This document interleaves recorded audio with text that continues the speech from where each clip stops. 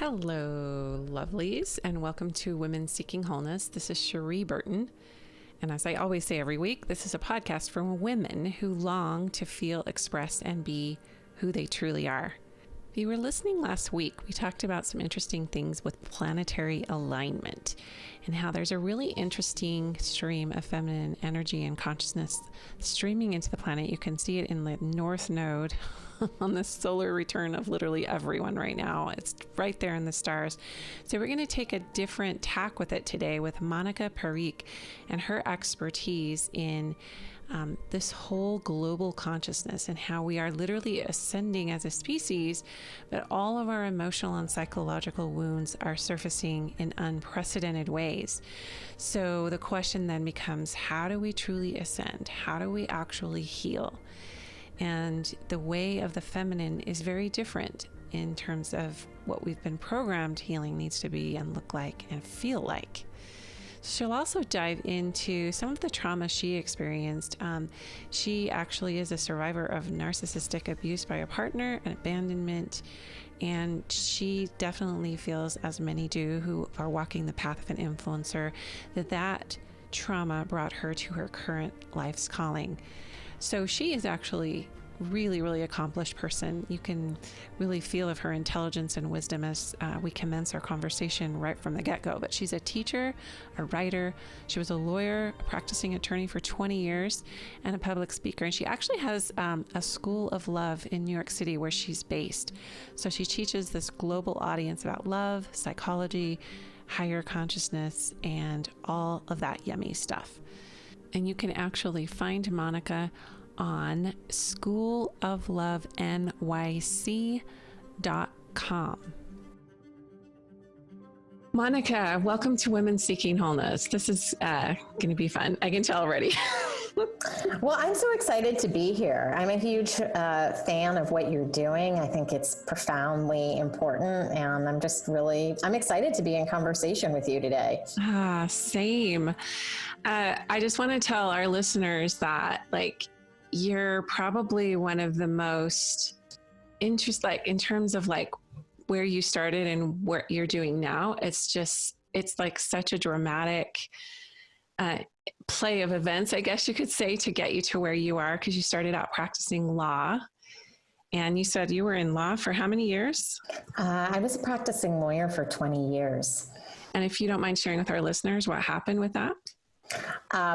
With my legal practice, well, I mean, basically what happened was I had started building my business, teaching about relationship psychology now it's got to be about 8 years ago. So I was working full time, and then I was building this business on the side, and it was it was kind of just like a passion project, I guess you would say. I was studying relationships, and I was asking primarily the question of why my own marriage failed. But then through the course of studying myself, what I started to do was, from 2008 to 2012, I dated 70 different men, and I was keeping an Excel spreadsheet of different relationship psychology techniques and what was the outcome. And in the very nascent stages, it was just this geeky, weird thing I was doing. And my girlfriends were like, that's really interesting. You should write about that. And I didn't think it was particularly so interesting. Well, on the spreadsheet, the reason I laughed, did you have the men on the spreadsheet and track their... Oh, totally. Okay, cool. That's super cool. I would do something. Yeah. I love the structure of that. Oh yeah. It just hit every single type A, gene in my body, basically. Right. So in the very nascent stages, my business was just kind of this is how you flirt. This is what feminine energy is. This is how you meet people in real life. And what was interesting was I got into a relationship in 2012, and that relationship broke up in 2016. And what was really critical about the year 2012, which it was the year that the iPhone became ubiquitous in the American household. And it was also the year that, all this dating swipe technology kind of came into play. So when I went back out into the dating market in, 2016, I was just beyond flabbergasted at how everything had been turned upside down. And I think it was a combination of technology and social media and the immediacy, that sex and dating became available. And so at that point, of course, my relationship ended, and it brought me really to the beginning of what I would consider almost a dark night of the soul, where I just was having a lot of traumatic events happening, and I was going deeper into the psychotherapeutic process and trying to figure out dating and relationships from a completely different angle. And my business changed. I really started looking at attachment disorder, and I started thinking more about childhood wounds, and I started saying on a much deeper and more serious level, like, why is marriage failing? Because more than 50% of marriages end in divorce. And then of those people who stay married, 7 out of 10 report being unhappy. So I said, well, if you were going to build a curriculum, about the most important thing that we're here on earth to do, which is to have relationships, like, what would you teach? And so that's kind of my journey. And 3 years ago, I stepped into the business full time. So you were a lawyer for 20 years and you were faced with an ethical dilemma, essentially. And you had to make a decision, and you made a bold decision. Do you want to mind sharing about that and how that, because every single influencer I talked to, they were at a crossroads with their current practice or career path. And then they were kind of faced with this, I don't know, it's almost like before you advance or say yes to your calling, you have this rite of passage where you're like, should I keep going on this, or should I take this other way? And your heart's calling you. And sometimes people don't even know their heart's calling them to something else, but then the universe sets something up. And then they have to jump ship or drown.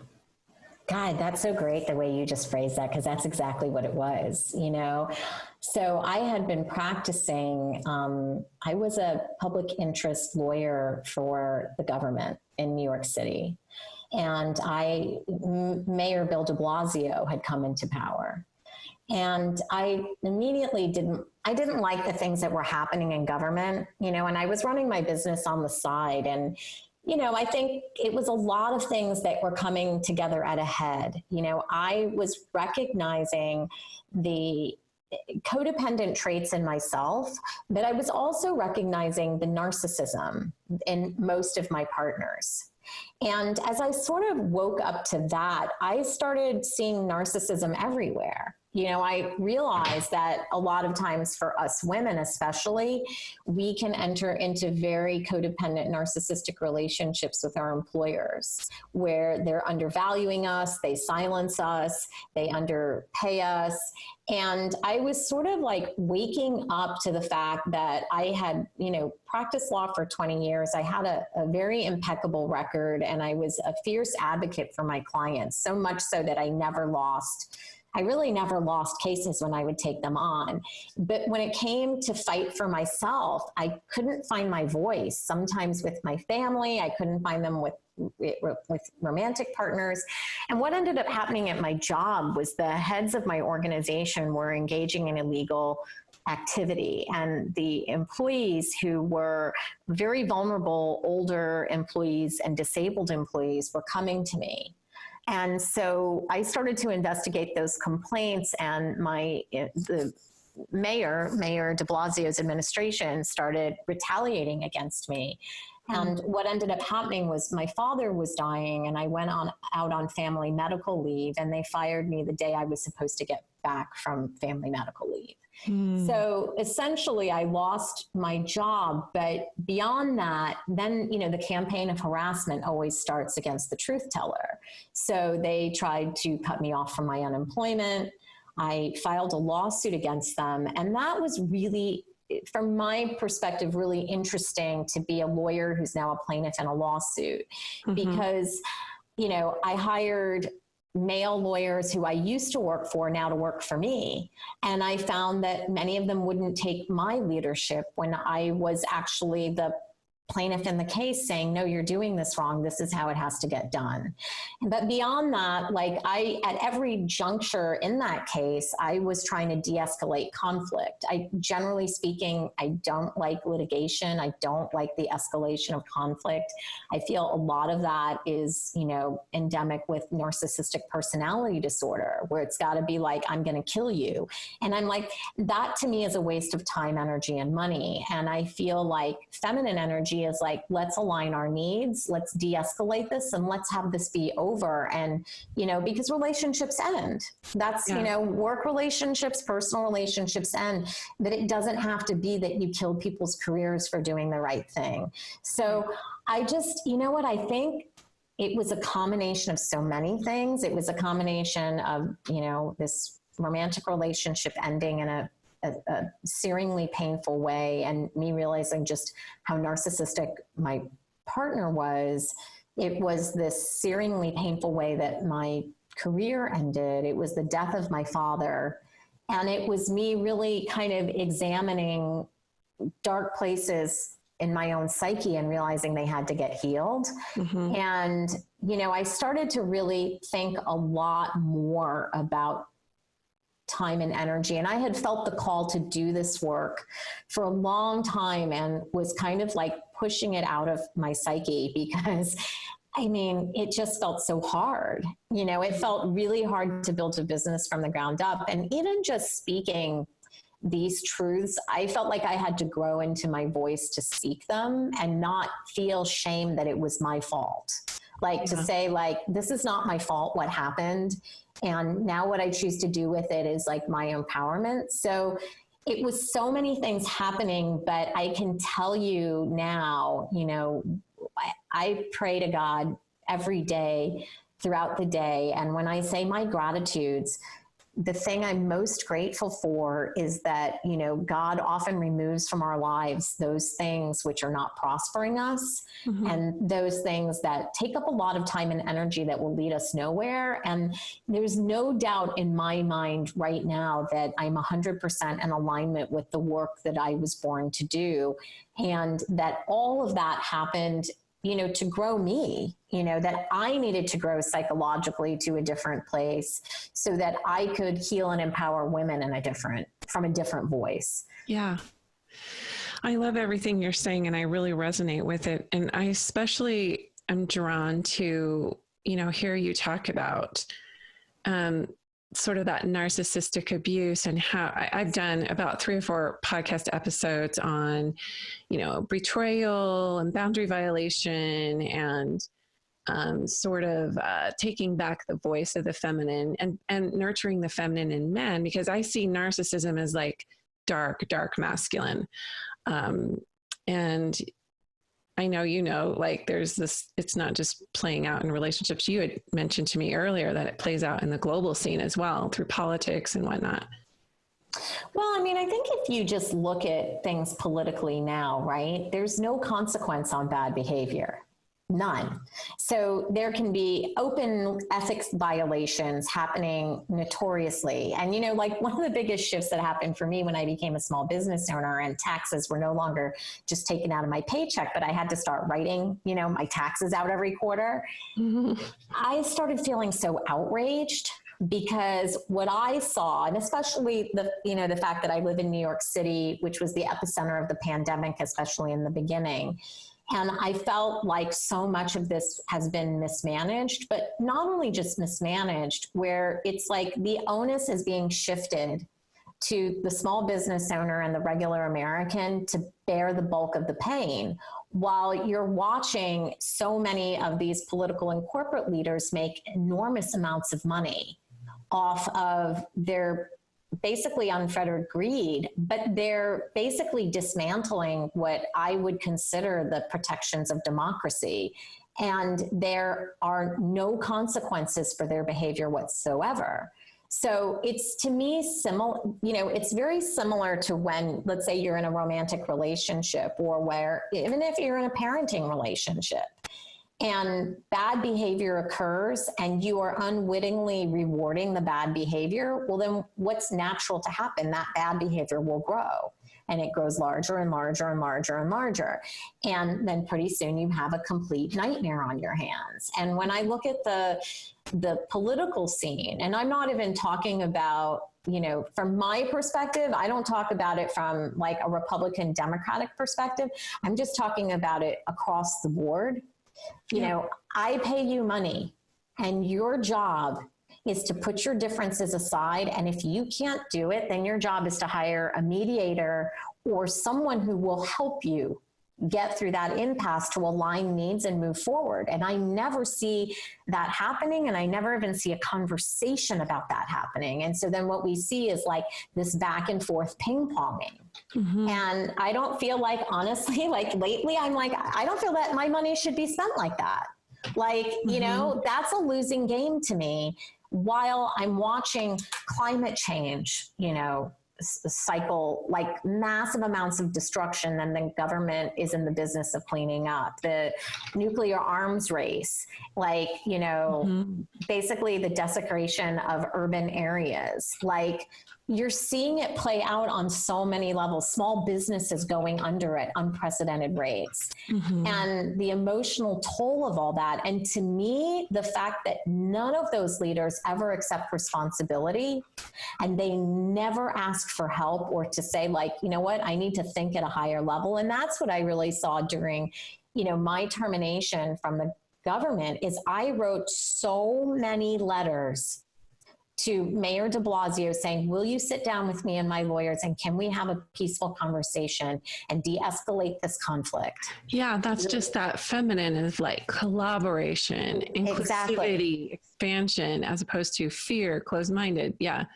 like shut down. And the response to those numerous letters, and I'm talking about hundreds of letters, was to ignore me, which is a classic tool of narcissistic abuse, stonewalling. And it was like every single classic behavior of narcissistic abuse: gaslighting, stonewalling, blame shifting. It was there on the political spectrum, you know, and I felt like I was screaming for someone to listen. And then, you know, I really went into a dark place because I was like, wow, I have an Ivy League law degree, an impeccable record. I practiced for 20 years, and somehow I've become muted. Like, how does that happen? You know, and that really just, I don't know, that really put me in a dark place, I think. I bet. And it's interesting when, if you don't mind me sharing this openly, because I know that you put this in your bio, but you basically got stonewalled in your relationship. You were married and you thought it was going well, so to speak. I mean, maybe there's some red flags, but then you thought you had this wonderful husband in life, and then he told you he was having an affair, and he walked out and you never saw him again. And you literally you never saw him again. I never saw him again. Did you ever speak again or exchange or communicate?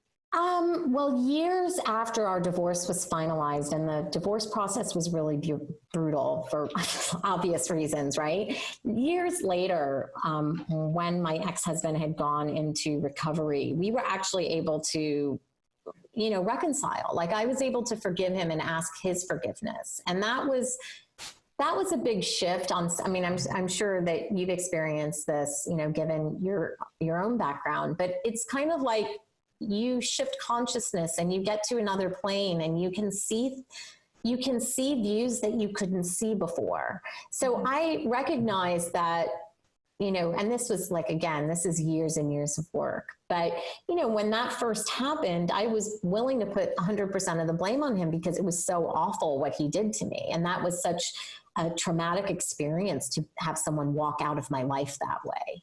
Sure. And then as I was able to unpack the marriage and, you know, just understand how unconscious I was when I went into that marriage, and then realize, like, you know what, the foundations of that marriage were never solid. And we unfortunately weren't at the level of psychological development to even begin to have those conversations or to figure out our way through that narrative, you know? So it doesn't excuse his behavior, which was poor, but it also made me accountable for my own failings.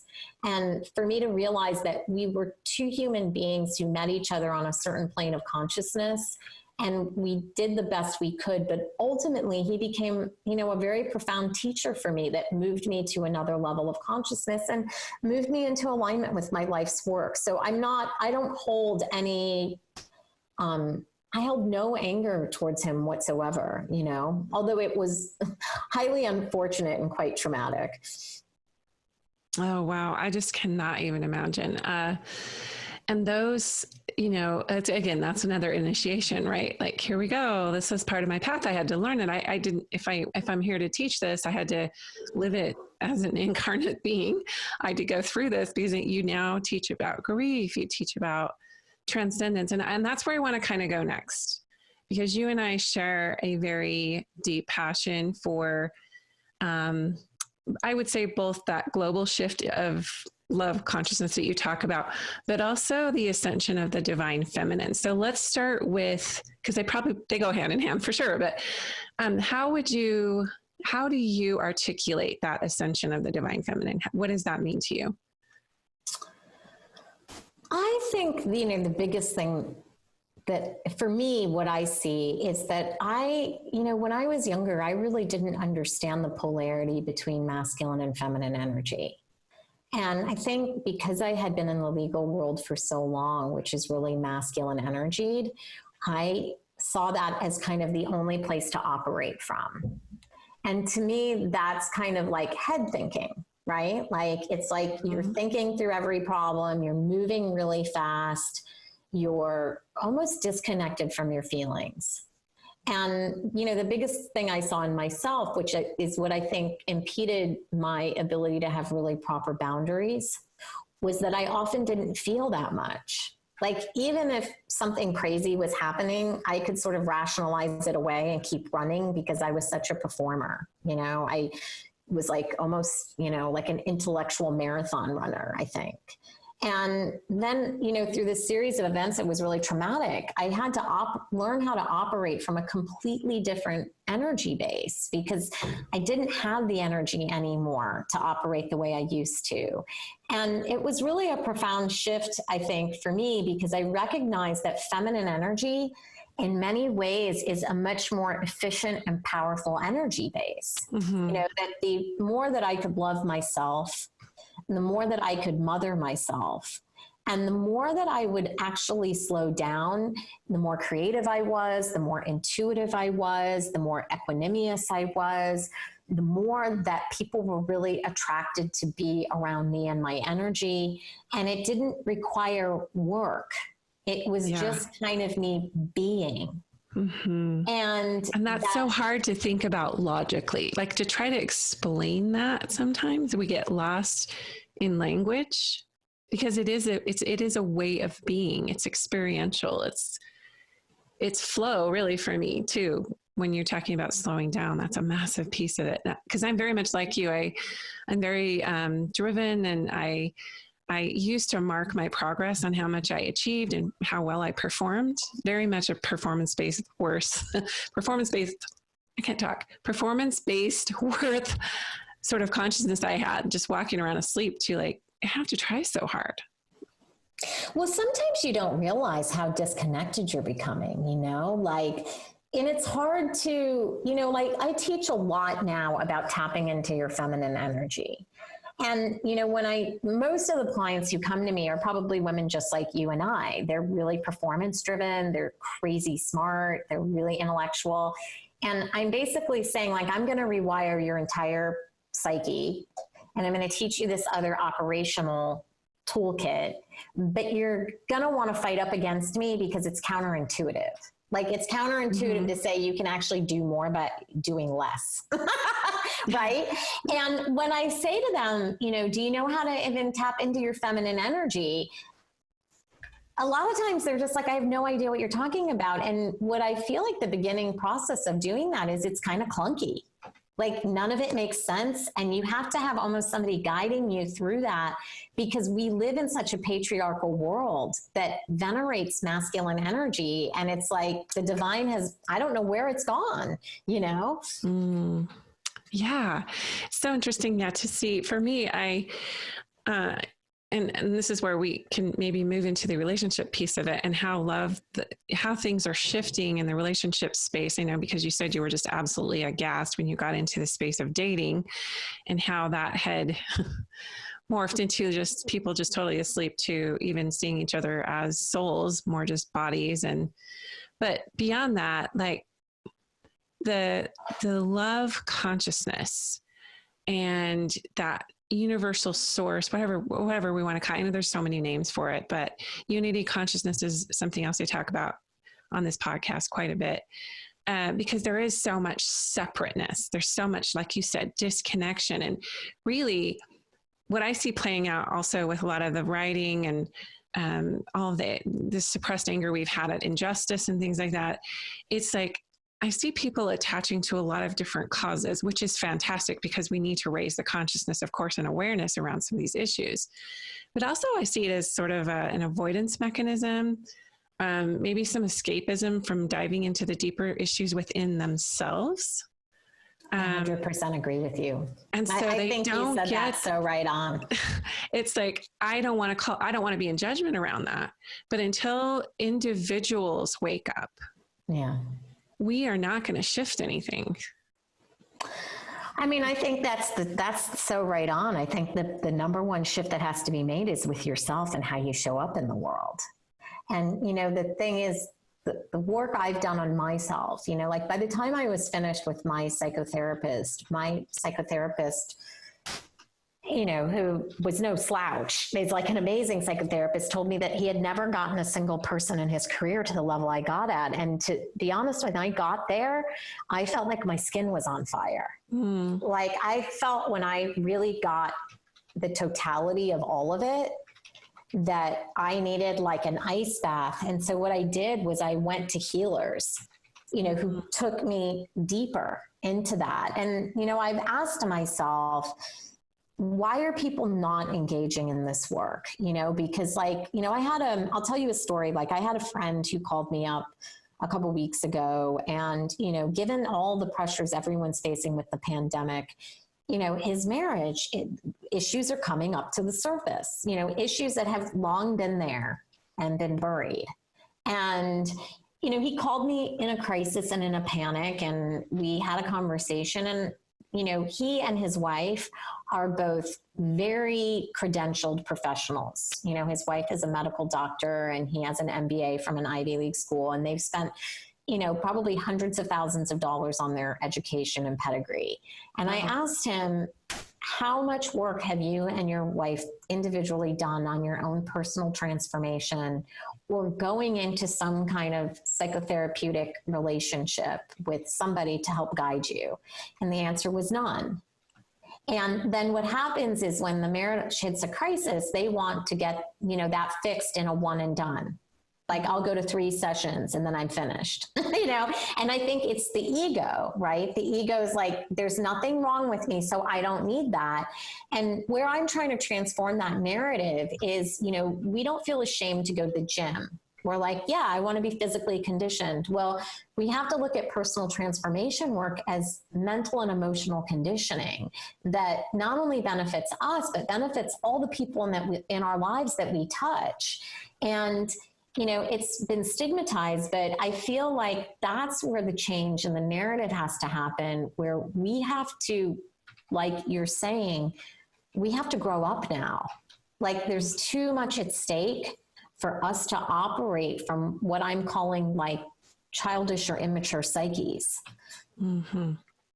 Mm-hmm. Young, you could call them young souls, I guess. And again, sometimes there's just this, because there is that posturing for power within over masculinized society. And I bring up the patriarchy a lot because let's go into feminism here for a second. Yeah, go wherever you want, please. We both identify ourselves as feminists, but we know there's a definite shadow side to that. So how is that? Have you experienced that? I mean, what was your rise with that, and kind of like opening yourself to seeing how we contribute to the problem sometimes with the dark side of feminism, I should say? Well, you know, I mean, the thing that I see is that What I saw in the dating market happening a ton, and now I'm seeing it at this like crisis level, is that feminism allowed us to have sex with whomever we wanted and to take full ownership of our bodies. And that's amazing. And that's right on. But I think what we weren't taught in our educational system is that, sex can be a very emotionally laden place, especially for women, where Yes. sex releases oxytocin and serotonin and dopamine in our bodies. So it creates a drug-like euphoria for us, and it makes us very bonded to people. And the problem is when we have sex with partners that we barely know, and then especially in a world of social media where there's so much false, these are false personas that are being created, then it really can set us up for an enormous amount of emotional damage. And then, it's also feeding the men and saying, you don't have to do anything at all for me to get everything from me emotionally. And I think that's the wrong paradigm. What I really feel as a feminist and someone who I feel like I've ascended to my divine consciousness is, no, you have to court me. You have to treat me exceptionally well. Mm-hmm. And if you prove yourself to me to be a worthy suitor, then I'll begin to share my gifts with you. And, I think that studies have shown it, that men really prosper by their relationships with women. Women are just so powerful in our nature, and we're so loving and empathetic, and we're so giving and so generous. But really, it has to shift where the loving and the giving and the empathy and the generosity is towards ourselves. And then from that overflow that exists inside of us, we give to others. But what I see happening is the giving, which is masculine, is being done by the women, and the receiving is being done by the men. And it's really flipped polarity on its head. And I think it's why, a lot of women in the dating market are I don't want to date any of these men. They're groundless. They're not prospering. They don't even understand basic rules of courtship and chivalry. And it feels almost like a race to the bottom, And so I feel the first place is education, of saying because I'm not here to judge or create rules. I'm totally against rules. But I do think that boundaries have to begin with, what are your boundaries and what feels good to you emotionally and physically and mentally? Yes. And if you've been damaged enough, where do you need to change to create a different outcome for yourself? Mm-hmm. Yes. And I have a Stand, Speak, Shine school where we go through a lot of these stages of, accessing your personal divine soul and finding, those and sourcing really those divine feminine qualities. And part of it is containment and boundaries, but a big piece of it is that sovereignty. And you mentioned codependency and how oftentimes we're somewhat asleep to it, but we're trained to be codependent. We have to break free of that and find that we don't need another human. We don't. We need humanity, okay, because we are all one, and we need people, and we're very tribal by nature. But you are a sovereign soul, and so you don't need someone else to complete you, and we've just been trained that we need that. But beyond that, it's for one of the visuals I like to give women is, and I think this is very applicable if you're single and you're going into the dating scene, or even in parenting, or even in marriage dynamic, seeing yourself as a queen archetype, sitting literally on a throne, going down and in, because that's what the feminine does. It goes down and in, and the masculine goes up and out. But going down and inside and accessing a throne of sorts, where you literally sit there, kind of like this Egyptian goddess archetype, and you claim that throne. And you are seated there. And from that space, like you said, you command respect by your presence, also your language and the way that you, but for her to get on that throne, there's a series of decisions she has to make about self-care and owning who she is and being in her power. So it's a process for all of us. But I just love that visual when I'm confronted with narcissistic personalities, or or people who are cloaked as a lamb and they're actually a wolf, or, you know, it's like when you are, it's like you get this little warning inside of yourself and it's like, oh no, I know who I am. No one's coming to get me. Oh, totally. No one gets to take me.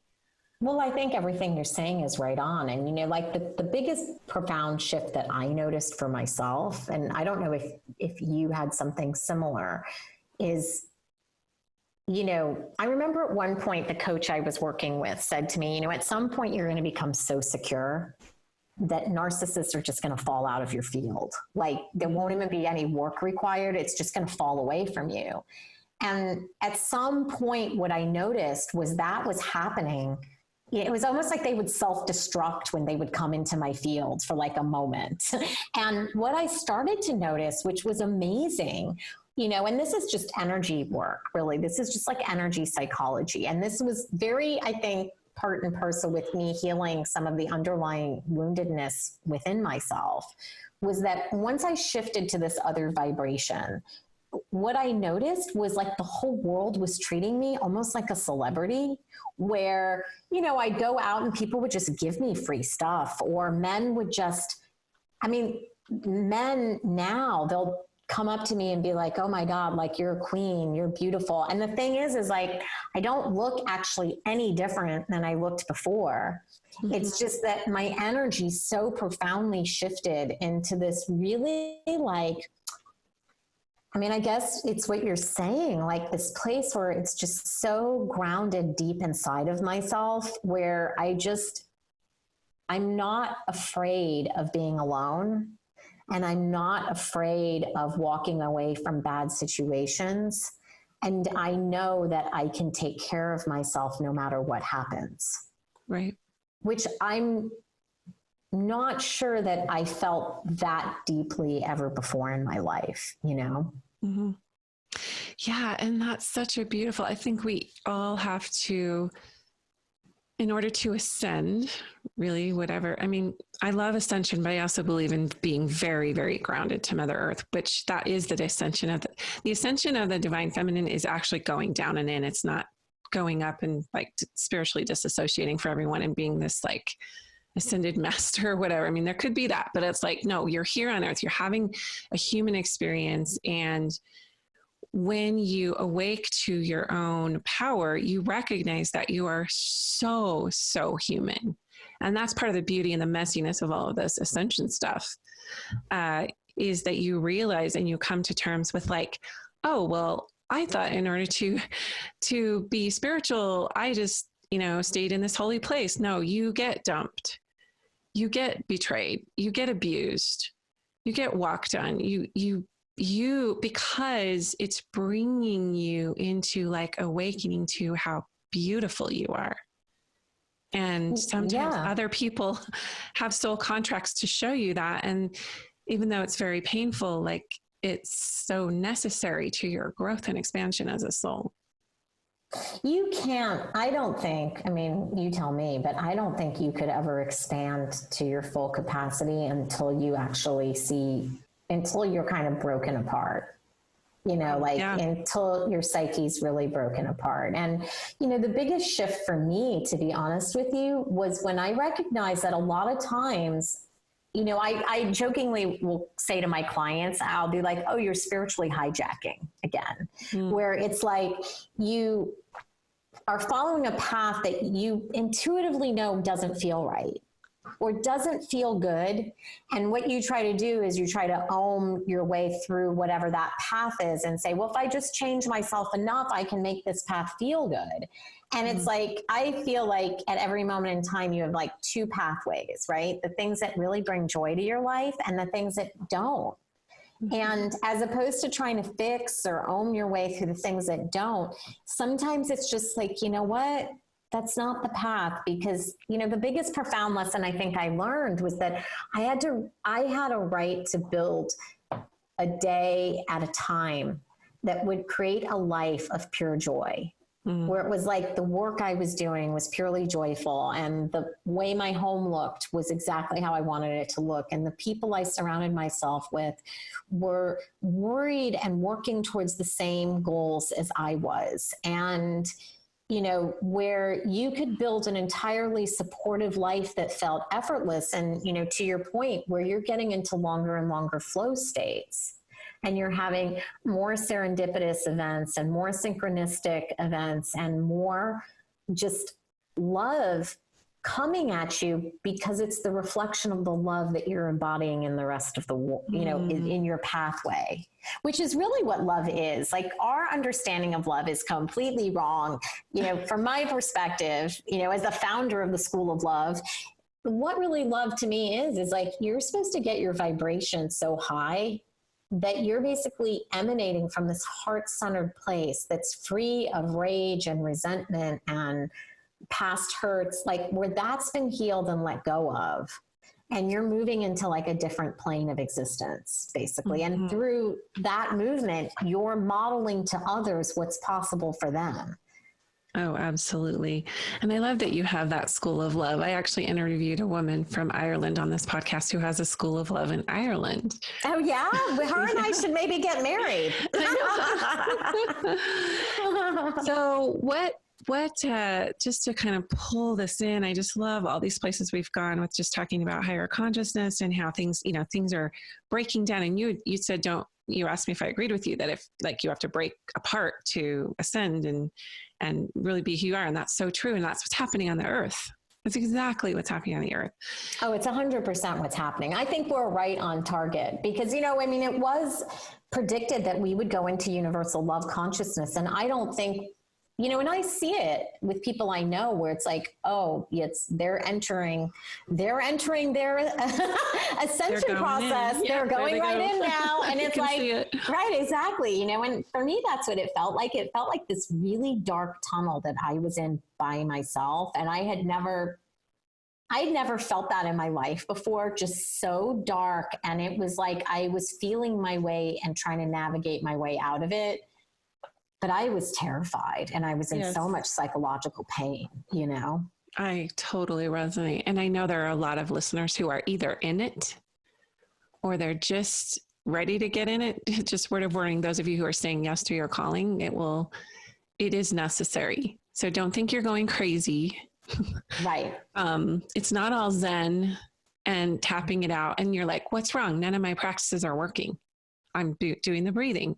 Right. I'm getting practitioner help. I'm going and doing yoga and I'm meditating, but they just can't seem to get out of that trauma state. And it's because parts of you are breaking open. I think there's a Rumi quote or something that says like, that's where the light comes in, is when you break something open, that's where the light can come in. Yeah. And heartbreak literally is that. Like there's a fissure in your energetic heart that breaks and it lets more in.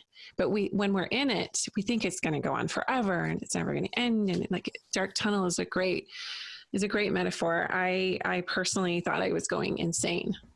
I recently told my mother, that it was the only time in my life I really thought I'm going to enter into an asylum. Like I was terrified. And for me, it went on for like 4 years, which is not a small amount of time to be in that much psychological and emotional pain, you know? And it was so beyond anything I had experienced. And, you know, what I really, and I would love to hear what you think about this, but what I recognized for myself was one, that I really needed a guide. And I was very grateful that, you know, I found the right guide for me. And that person was able to shepherd me through this thing. And even when I was like, I'm not sure, she was like, you're on track. It's okay. Yes. So that was like a big part of it for me. But then the second part of it for me was that the more, you know, I mean, I developed such a toolkit, you know, everything from infrared saunas to turning off all the electronics in my home to taking social media sabbaticals for long periods of time to dropping friends that were not doing the work and that were selfish in their orientation or had not enough empathy or even just the ability to engage in more substantive conversation. It started to feel to me like, I just can't sit in this with you. And, as I kind of gave myself permission to drop all this baggage and to not listen to what society was telling me, but to go inside and realize that I needed almost to kind of wrap myself in a down blanket, because I'm so deeply empathic, and I needed to really put myself first and love myself so much that was my primary job. Then really it started to release its hold on me. But I also had to get to the point where I wasn't looking for the hold to be released, where, I'm working on a book through my platform called Take Back the Power. And the premise of that really is you have the right to be happy no matter the external circumstances. Mm-hmm. So it was really like me saying the journey can't be I'm trying to get out of this tunnel, but how can I make this tunnel a growing and learning experience that I can embrace and not be so afraid of anymore? Why am I here? You know what I mean? I totally know what you mean, and it's perfect. And I think it's a perfect way to sort of wrap this episode, because when you talk about, just wrapping yourself in that blanket, that the fear dissipated, that the love has to, I guess there's even a scripture in the Bible that's coming to me. Perfect love casteth out fear. And it's so true, but we think the love has to go out, like the masculine, up and out. But right. No, it goes down and in, and that blanket, and just I'm just seeing this just enfolding of that divine love, that you have to do it. You have to make the motion to give it to yourself. Yeah. So thank you, Monica. This has been really cool. Is there? How can our listeners find you? What can you offer them? I know you got good stuff. So the best way to find me is to sign up on my newsletter for my website. My website is School of Love NYC. So even though I'm based in New York, my clients are around the globe, and I work with them digitally. And I keep them abreast of all my work, and I'm releasing a ton of new work probably in a few months. So just sign up for my newsletter and hear what I have to say. Oh, gosh. Well, thank you. Thank you so much for your time. Thank you for having me. I had a blast.